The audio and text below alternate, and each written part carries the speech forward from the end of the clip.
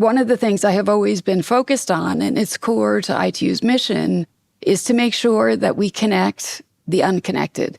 We still have a third of the world that has never, ever connected to the internet. We have to make sure that that third actually gets connected and can participate in this incredibly exciting digital time. That's Doreen Bogdan-Martin, Secretary General of the International Telecommunications Union. For more than 160 years, from the era of the telegraph to the age of AI, the ITU has helped keep the world connected. Today, that mission carries new urgency. Doreen's work to connect the unconnected is at the center of a defining challenge of our time. What's at stake is not just connectivity. It's access to education, healthcare, jobs, and even safety in moments of crisis. In this episode, we talk about how to close that gap, how global partnerships can scale AI for good, and why the future of technology depends on who we connect next. Doreen Bogdan-Martin, up next on Tools and Weapons. Doreen, thank you for joining. It's great to get together. You and I have known each other a long time. We've worked on common issues for a long time. You lead this critical, international, really global organization from this very tall building in Geneva, Switzerland, the International Telecommunications Union, or ITU. But there's probably a lot of people who are watching or listening to this that are not familiar with the ITU or, frankly, why it is so important in the world today. Can you just help us start a little bit by describing the organization that you have now been leading for several years? Yeah, well, first, great to be here. Nice to see you, Brad. So the ITU, the International Telecommunications Union, was actually established back in 1865. We were created by 20 European countries. It was all about standards, about interoperability and getting the signal to pass from one country to another. And obviously, since then, we have evolved from the telephone, the television, the radio, satellites, and now it's all about AI. But I think maybe just to simplify it, every time you make a phone call, every time you send an email, you send a text message, every time you stream a video, that is thanks to the work of the ITU. It is a fascinating thing to think about because I think especially people in the tech sector or people who just love to use technology every day always think about these things really from the perspective of, say, a device or the app or the technology itself. But the point you're making, I think, is critical. You can't communicate with the rest of the world unless the world as a whole is operating mostly metaphorically, but also literally on the same wavelength or frequency, so to speak. So you need this kind of international organization to bring the world together. Remind us, how many governments or countries are members of the ITU today? So we have 194. We have one more than the United Nations because we have the Vatican as a member state, which is a great story if we had more time. But we also have private sector members, which is quite different from the rest of the system. We have more than 1,000 private sector members that are part of the ITU. And of course, Microsoft is one of our proud partners. We have academic institutions as well, civil society, and the technical community.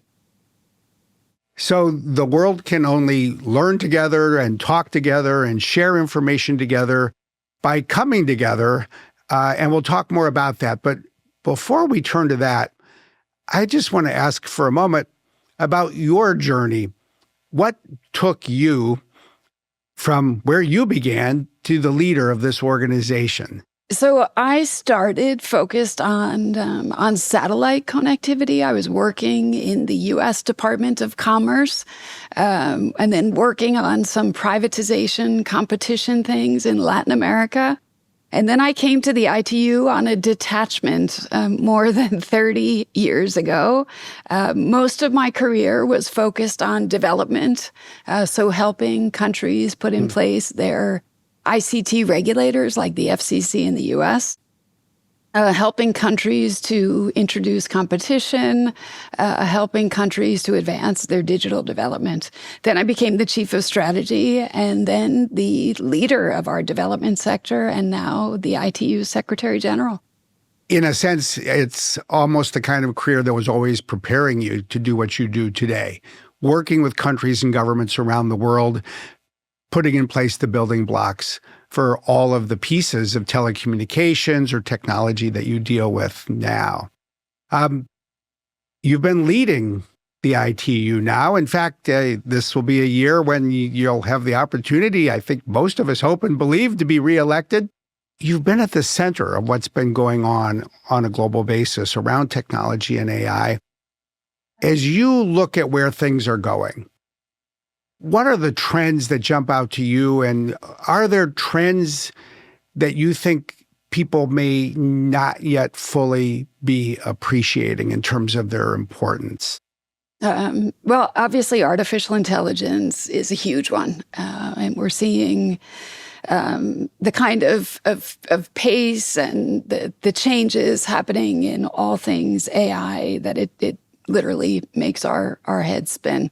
But it's exciting, and I think we all want to make sure that it advances responsibly and that it doesn't cause deeper divisions or divides.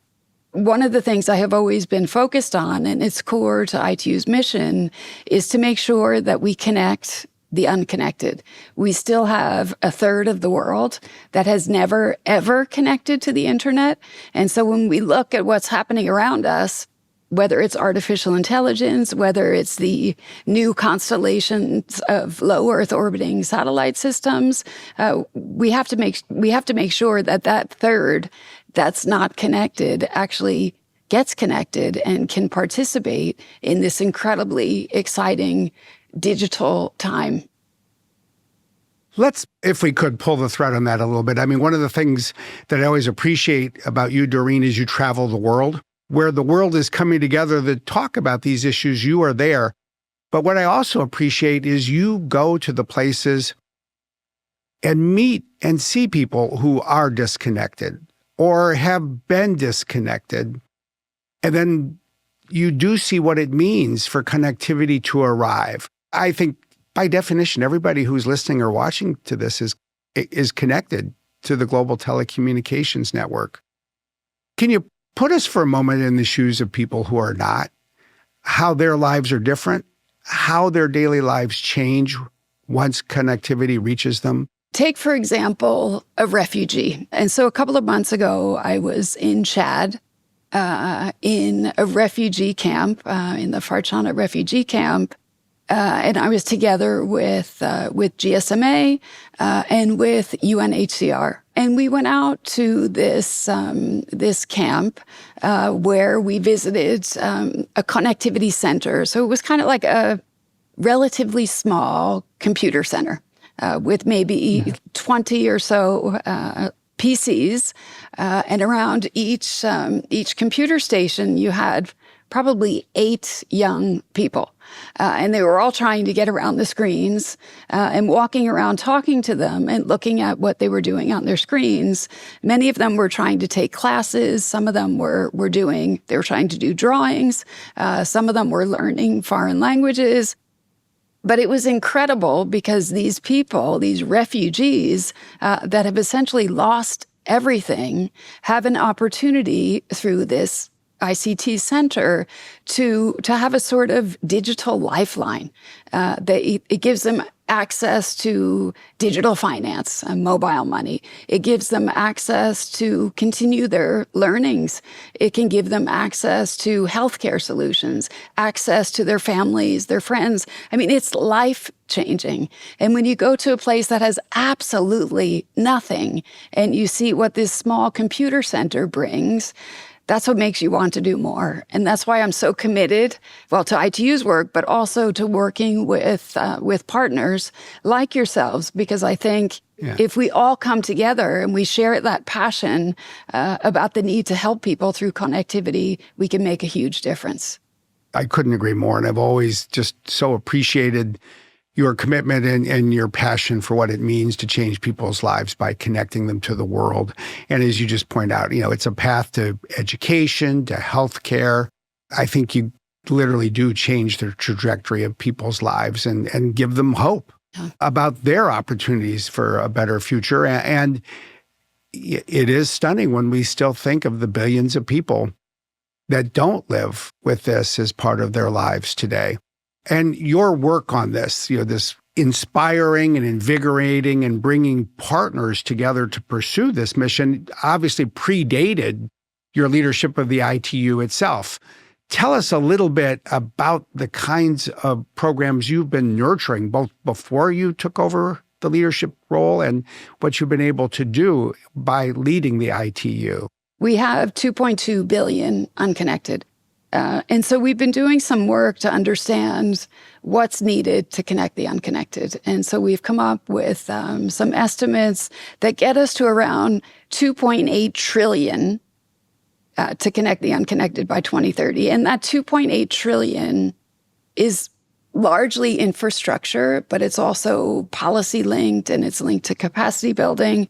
And we know this is $2.8 trillion yes, to be invested? Dollars, exactly. Yeah, okay.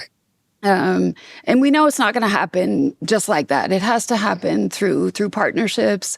We have to have the investment community engaged. So we've come up with this digital infrastructure investment initiative. We now have an accelerator that we launched at the Financing for Development conference last year. But what we have been working on before I became Secretary General is something called Partner to Connect. And the mission and objective of Partner to Connect is to connect the hardest to connect. And so we came up with this construction where it's not just about getting people access. It's making sure that once you get the connection, they can actually adopt it, use it. And so you have to build in the skilling piece. And then the third part is linked to value creation. You want to see that people are so empowered that they can create their own businesses and their own, essentially, digital lifelines. One of the things I find so interesting and important about this, and it's reflected in the words that you use, partner to connect. I think most people think of the United Nations as a place where governments convene. And I'll just say, and companies and nonprofit organizations and journalists all sit around the edges and watch. But you have put this role of public-private partnerships in the center of this effort to connect the unconnected. Has that been an easy message to persuade people to support? Or have you had to overcome sort of misconceptions or preconceptions to build this broader coalition to work together? I think on the one hand, I've been fortunate simply because of the ITU construct. If you look at the UN side, and we're part of the UN family, I think that the UN, and this Secretary General in particular, has understood the importance of digital since before the pandemic, even with some of his digital cooperation efforts. And we've been pushing and working together, and trying to do things differently. We started this Digital at UNGA series, trying to put digital technologies and digital issues in the spotlight. And I think by doing things differently, by having different constructs of events, not just speeches, I think member states are so excited about it. And they don't want to just hear speeches. They want to see solutions. And the good thing about artificial intelligence is that there are so many solutions out there. You and I saw that in front of us in Delhi, where there were thousands of solutions, which is so exciting. And so I think this is an opportunity as the United Nations goes through this whole reform process and the UN 80, and we're looking at efficiencies and mandates and all these things. This is an incredible opportunity to see how we can better embrace technology, how we can use technology to deliver our respective missions. You've long been focused on bringing connectivity to people. And you've also, in more recent years, really become a champion, a real leader for this whole notion of AI for good. Tell us a little bit about the idea, and then we can talk a little bit about how you're putting it into action. Obviously, connectivity and AI are absolutely linked. And I think you say yourself, Brad, that that connectivity is the on-ramp, I've heard you say. So we got to get that connectivity in there. And so back in 2017, we came up with this idea to have a summit with UN partners and our private sector member states, and to focus on how artificial intelligence can be used for education, for healthcare, for agriculture, for life under the sea, for space, et cetera. But on the UN side, what's been interesting is that the number of UN agencies, funds, programs, offices that are engaged in artificial intelligence are actually more than 50. And we put together this UN AI hub, and we actually have more than 900 real use cases showing how across the system we're using AI, whether it's with your colleague Juan on our early warnings for all, which is another project and initiative that I absolutely love, or if it's something in agriculture, healthcare, working with Tedros and others. But it's incredible what's happening across the system. And that has led this platform to demonstrate good, to grow and grow. And just to say, this year will be quite unique because we're hosting this global dialogue on AI governance just before we kick off the AI for Good Summit. And so I think bringing those communities together is going to be quite exciting. Why don't we talk about the AI for Good piece first?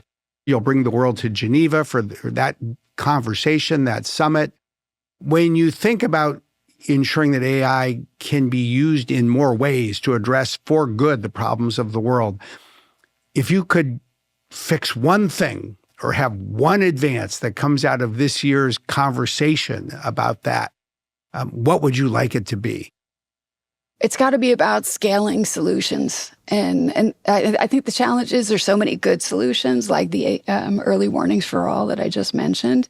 And so we have to find more ways to scale these solutions. And by bringing everyone together and showcasing what works and making sure that these solutions actually address the development challenges on the ground, I think we can make tremendous progress. Let's talk about the early warning for all. Tell us a little bit about it, how it works. What is it that excites you about it? Well, first of all, it's a partnership, and it addresses a specific need. With more and more kind of natural disasters and other kinds of hazards, the UN Secretary General declared that all countries have to have an early warning system in place by the end of 2027. What's also exciting is technologically, it can be done, and it can be done relatively quickly. But countries are kind of slow to put in place their strategies and to put in place the system. And one of the interesting things that we've come up with, thanks to the support of your team, is an ability to use artificial intelligence to look at what they're calling like cold spots. So looking at spaces where there is no connectivity. If a disaster is about to happen or has happened, how can we target and understand where those unconnected populations may be? And that ultimately helps us to prepare, if it's before a disaster or afterwards, to be able to target better and be more responsive when it comes to humanitarian efforts that might be needed. I think it is a fascinating opportunity for the world. And I think it was in Dubai with the UN Secretary General at the COP event a few years ago when it was first unveiled and launched. And you're right, Microsoft has been a partner and a supporter since day one. I think at one level, and it's something that people in some parts of the world take for granted, if there is a natural disaster, you save lives by letting people know right away, including if there's a hurricane coming or other incidents that people need to be rescued from. And you're right. I mean, data and AI is a game changer. AI offers greater predictive analytics, an ability to know more in advance when a crisis may be coming. But it really does go back to your point about connectivity. You can't warn people unless you can reach them. And one of the favorite things I've liked about what we've been able to do through Microsoft's AI for Good Lab, as you point out, is get a map of the world, better work with you all and ITU and others to know where people lack connectivity, and then overlay that, say, areas like flood zones, Right. where there is a greater need for people likely to be warned on some kind of more frequent basis in the future. And you put that AI and data and connectivity together, and you suddenly have an ability to save people in times of distress, reach them and the like. So I think it is just a great example of what you just described. There's hundreds or thousands of these great scenarios. And you're right. How do we scale? That is just a profoundly important question.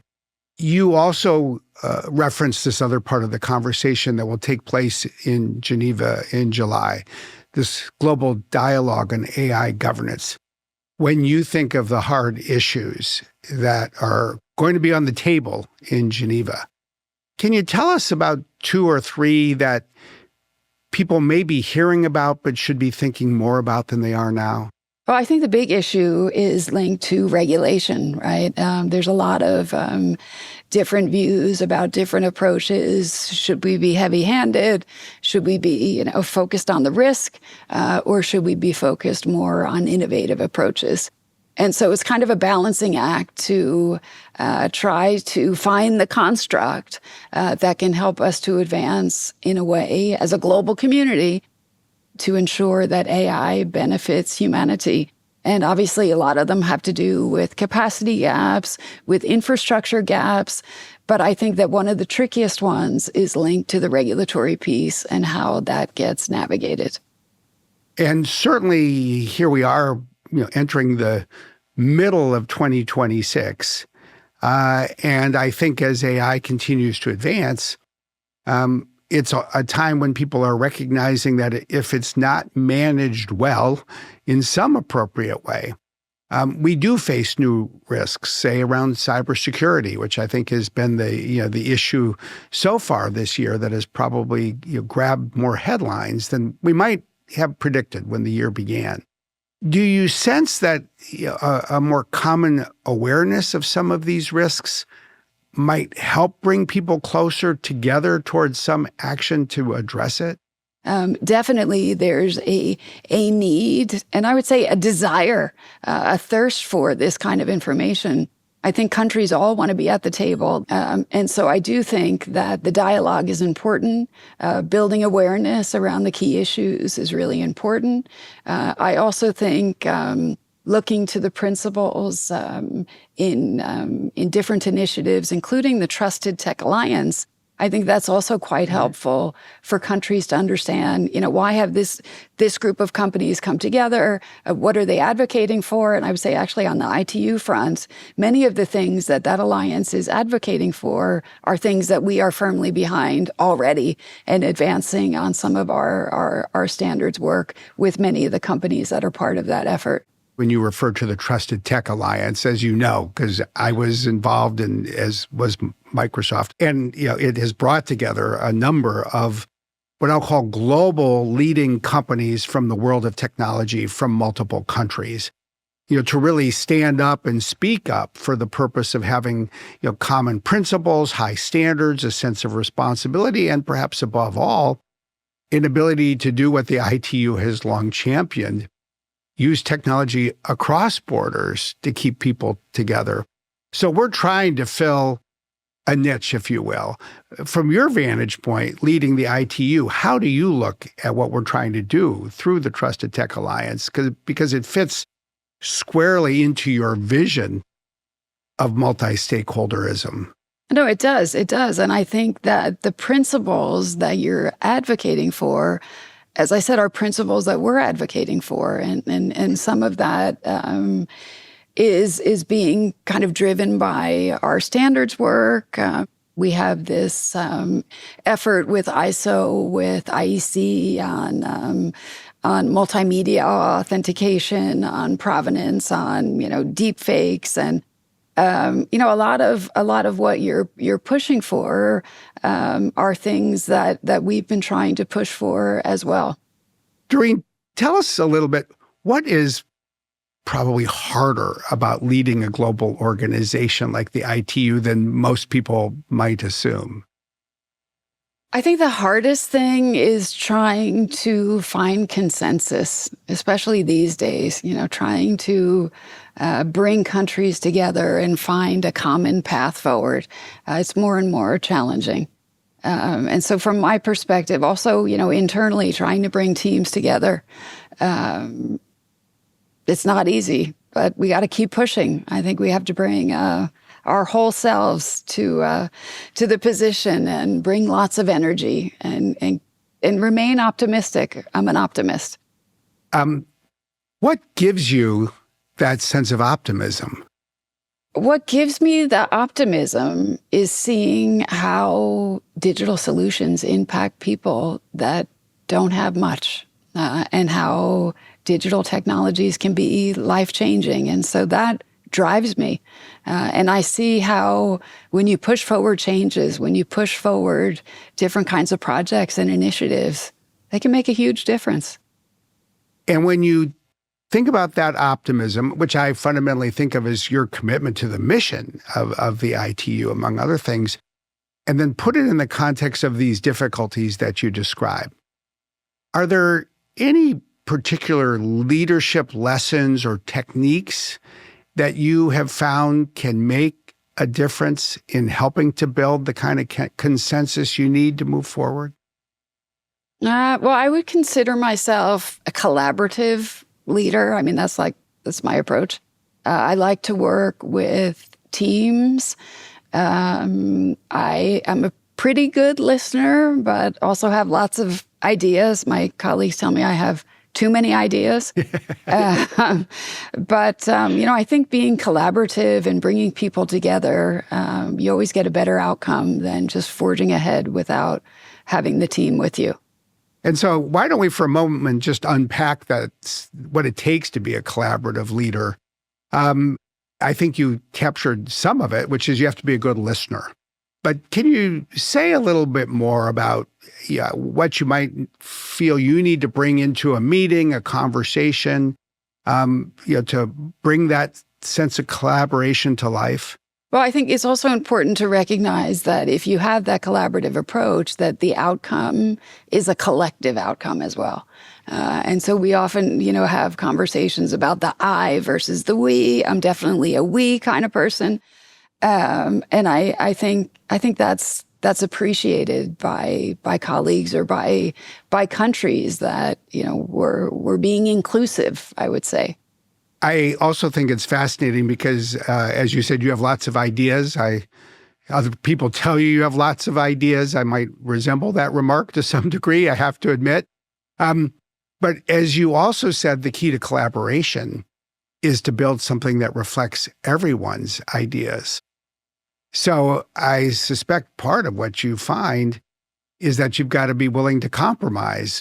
You may start with a vision, but if it's not a vision that reflects everybody's ideas, as we like to say, if you want to go fast, go by yourself. But if you want to go far, you've got to put together a group. Is that one way to think about the job of being Secretary General of the ITU? Well, I kind of like to go fast and far at the same time. So how do you do both together? I mean, I think you can. Maybe you don't get as far as you'd like to, but I think you have to. It's about compromise, and you need the team with you. You can't go it alone. But you also need to move fast. We don't want to break too many things while we're moving fast. But in this industry, in this time, and especially with UN system changes and reforms and member state demands, we got to be out there. We got to demonstrate that we can get it done, that we have the expertise, that we have the membership constituency we need, and that we can deliver. And in effect, you, I think, need to speak lots of different languages, not only in the literal sense within the United Nations, usually with the help of translators or interpreters, or now to some degree AI, so everybody can understand each other. But I do think that one of the things that makes your role interesting and you so successful in it is you can tune in with a business person, you can tune in with an NGO, you can tune in with somebody who comes from, a career in the public service or from the global north or the global south. How do you do that as well as you do?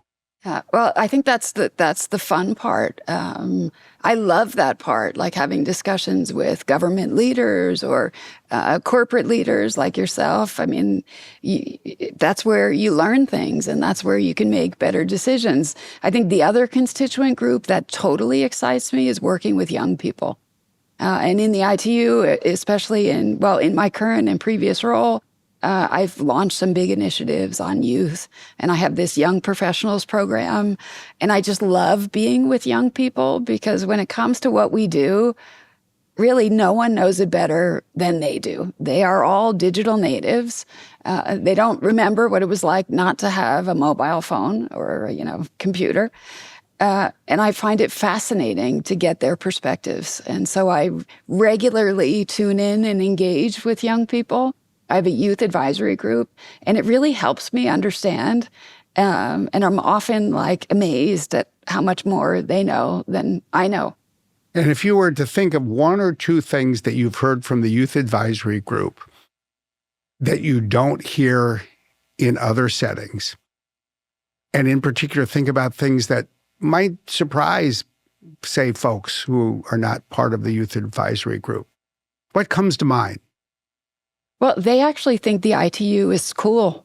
If I were to ask others, people think we're like these old engineers and we're bureaucratic, and these young people are so excited. I mean, I'm excited, but these young people are really genuinely excited, and they're pushing us and pushing me to do more interesting in terms of young people, more interesting things on social media, more interesting things in terms of team events. I started an ITU band when I became Secretary General. Wait a second. What is an ITU band? I have to interrupt you there. Tell us what that is.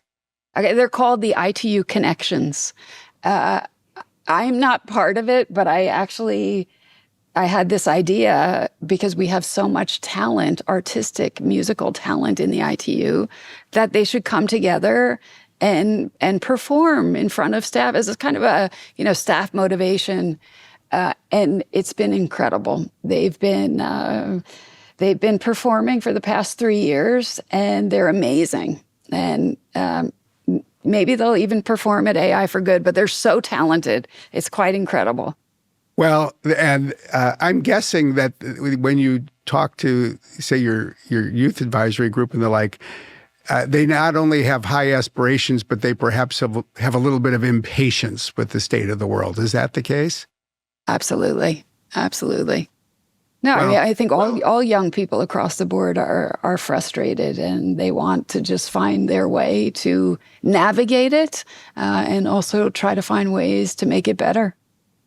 Well, I think, Doreen, this is fascinating because, yes, the ITU has been around for a long time, since the 1860s.